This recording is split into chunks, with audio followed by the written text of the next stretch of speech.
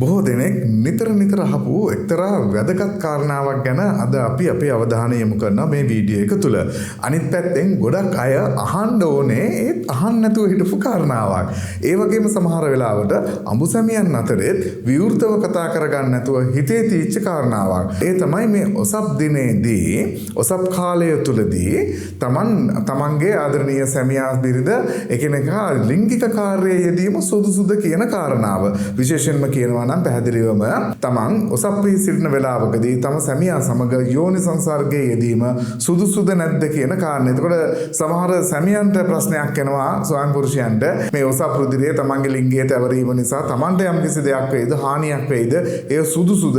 බොහෝ දෙනෙක් හිතනවානේ මේ ලිංගිකව එකතු වෙන දවස ඉතා නිරෝගී වෙන්න ඕනනේ. ඒක නිවැරදි. දැන් අසනීපයක් තියෙනකොට යම්කිසි ආබාධයකින් පෙළෙනකොට අපිට ලිංගිකව එකතු වෙන්න බැරි වෙයි. එතකොට ඔසප් දිනෙත් අපි දාගෙන තියෙනවා අසනීප දිනයක් කියලා. ඒකට මේකත් එක හේතුවක් වෙලා තියෙනවා ඔසප් දිනේදී ලිංගිකව එකතු වෙන්න හොඳ නෑ වගේ අදහසක්. නමුත් ඔසප් වීම කියලා කියන්නේ වෛද්‍ය විද්‍යාත්මකව ගත්තත් මනෝවිද්‍යාත්මක වශයෙන් ගත්තත් සමාජීය වශයෙන් ගත්තත් මේක මේ අසනීප වීමක්. ලෙඩක් කියන එක නෙවෙයි. හරි. අනිත් පැත්තෙන් මතක තියාගන්න ඕනේ මේ වෙලාවකදී රුධිරය පිට වෙනවා. ඒකට මේ රුධිරේ ස්පර්ශ වෙන්න පුළුවන්, ගෑවෙන්න පුළුවන්. අනිත් එක මේකෙදි කියන්නම ඕනේ තව කතාවක් තියෙනවා. දැන් මේ ගොඩක් අය හිතන දෙයක් තමයි ඔසප් වීමේදී පිටවන්නේ අපිරිසිදු රුධිරය කියන එක. කුණුලේ කියලා වගේ එකක් අදහසක් තියෙනවා. මතක තියාගන්න ඕනේ ශරීරය ඇතුලේ එහෙම කුණුලේ කියලා එකක් නැහැ. වෙනම මොකක් හරි ආබාධයක් වෙන එක වෙන කතාවක්. නමුත් මේ ඔසප් වීම කියන එක කුණුලේ එකක් නෙවෙයි. දැන් ඔසප් වීම කියන එක ගැන පොඩි අවබෝධයක් අපි ගත්තොත් අපිට මේ ප්‍රධාන ප්‍රශ්නෙට හොඳ උත්තරයක් හොයාගන්න පුළුවන්. ඒ කියන්නේ ඔසප් වීම තියෙන දවසකදී රුධිරය පිට වෙන කාලය තුලදී අපි ලිංගිකව එකතු වෙන එක හොඳද නරකද කියන එකට හිතා ගන්න අපිට මේක ඕන. බලන්න මේ ඔසප් වීම කියලා කියන්නේ ඊටාම සාමාන්‍ය ජීව විද්‍යාත්මක ක්‍රියාවලියක්. එතකොට කාන්තාවක් වැඩි වියටපත් වුණාට පස්සේ සාමාන්‍යයෙන් සෑම දින 28කට වරක්ම 21ත් 35ත් අතර කාලයකදී ඇයගේ ගර්භාෂය නැවත අලුත් වීමක් වෙනවා. බොහෝලා ගර්භාෂයේ තියෙන එන්ඩෝමෙට්‍රියම් කියන සෛල පටකය කඩාගෙන වැටෙනවා. එතකොට කේශනාලිකා පිපිරියාමක් සිද්ධ වෙනවා.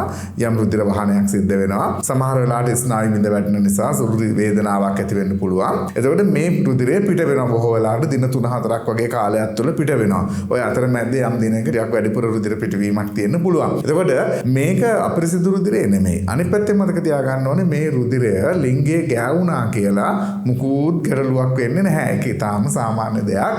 මොකද බොහොම පිරිසිදු රුධිරය පිට වෙන්නේ. විස බීජ මුකුත් නැති සාමාන්‍ය රුධිරය පිට වෙන්නේ. ඉතින් ඒක ලිංගික ක්‍රියාවකදී ඔබේ ලිංගයේ ගෑවුනා, තැවරුණා කියන එක කිසිම ගැටලුවක් නැහැ. දැන් අපි හොඳට හිතමු මේ දිනයකදී අනිත් පැත්තෙන් මානසිකවත් බලපානවනේ. දැන් ගොඩක් කලාවට මේ දිනවලදී යම්කිසි නුරුස්සනා ගතිය ඇතිවීම, අපහසුතාවයක් දැනීම කාන්තාවකට සාමාන්‍ය දෙයක්. මොකද ලොකුවට හෝමෝන වෙනස්කම් සිද්ධ වෙන නිසා. නමුත් තමන්ගේ ආදරණීය සැමියා තමා වෙත ලං වෙලා තමන්ට ආදරය කරමින් තමන්ත් එක්ක ලිංගිකව එකතු වෙනවා නම් ඇයට ඒ ඔසප් වීමේදී ජීව විද්‍යාත්මකව ඇති වෙන ස්ට්‍රෙස් එක අඩු කරගන්නත් මේක හේතුවක්. එහෙනම් එතනත් ලොකු වාසියක් තියෙනවා. සමහර පුරුෂයන් හිතනවා මේක හොඳ නෑ, මේ දවස්වල කිලි වගේ තත්ත්වයන් ගැන හිතනවා මේක හරි නැහැනේ, රුධිරේ පිටවීම නෑ, එහෙම මොකක්වත් කතාවක් නෑ. ඒ ඊටාම සාමාන්‍ය දෙයක්. නමුත් දැන් අපි ඒ වගේ දිනයක රුධිරේ පිටවන දිනයකදී ලිංගිකව එකතු වෙනකොට අපිට පොඩි පරිස්සමක් ගන්න තියෙනවා. කලබල වෙන්න එපා.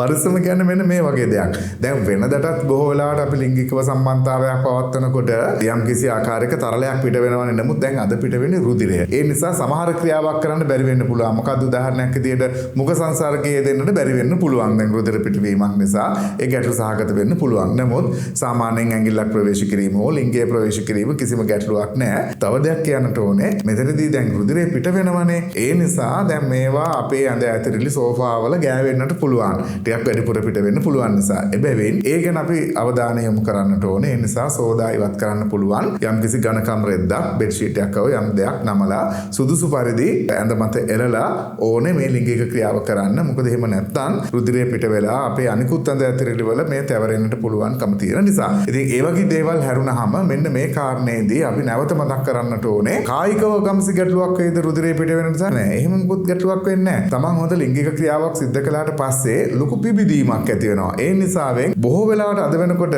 වෛද්‍ය විද්‍යාත්මක වශයෙන් උත් මනෝවිද්‍යාත්මක මේ යම් බලපෑම් නිසා දැනට කතා බහකට පවතිනවා. යම් සොයා ගැනීමුත් සිද්ධ වෙලා තියෙනවා. අපේ රුධිර පිටවන කාලය තුළ යෝනි සංසර්ගය සිද්ධ කළාම ඇයගේ වේදනාව නැත්නම් ඔසප් වේදනාව අඩුවීමටත් එය බලපාන කාරණාවක් බව. ඒ නිසා අපිට පේන දෙයක් තමයි ඔන්න කරුණු කීපයක්ම අපි කතා කළා. කිසිම ගැටලුවක් නැහැ අපිට මේ කාලය තුලදී ලිංගික සම්බන්ධයක් පවත්වාගෙන යාමට. එතකොට අනිත් පැත්තෙන් තමයි දරු පිළිසඳ ගැනීම ගැන. එතකොට අපිට බයක් තියෙනවානේ දරු පිළිසඳ ගැනීම සම්බන්ධයෙන්. බොහෝ වෙලාවට ඔසප් දිනය කියලා කියන්නේ සාමාන්‍යයෙන් දරු පිළිසඳ ගැනීමක් සිදුවීමේ සම්භාවිතාවය අතිශයින්ම අඩු වූ 0යි කියලා කියන්න පුළුවන් තරමටම අඩු බවක් තියෙන දිනයක්. මොකද සාමාන්‍යයෙන් ඔසප් දිනය කියලා කියන්නේ ගර්භාෂය සම්පූර්ණයෙන්ම අලුත් වෙන වෙලාවක්. ඩිම්බ නිකුත් වීමක් සිදු වී නැහැ. නිකුත් වූ ඩිම්බය මිය ගොස් තිබෙන වෙලාවක්. ඒ නිසා මේ වෙලාවේදී ශුක්‍රාණු ඇතුළු වුණා කියලා එම ශුක්‍රාණු වලට පැලෝපිය නාලය හරහා ගිහිල්ලා මුණ ගැහෙන එකක් ඩිම්බයක් නැහැ. අනිත් එක මේ රුධිර තරලය හරහා ශුක්‍රාණු ගමන් කරනකොට ශුක්‍රාණු වල සක්‍රියතාවයත් අඩු වෙලා යාමටත් අනිත් පැත්තෙන් ඒක හේතුවක් වෙනවා. ඒ නිසාවෙන් අපි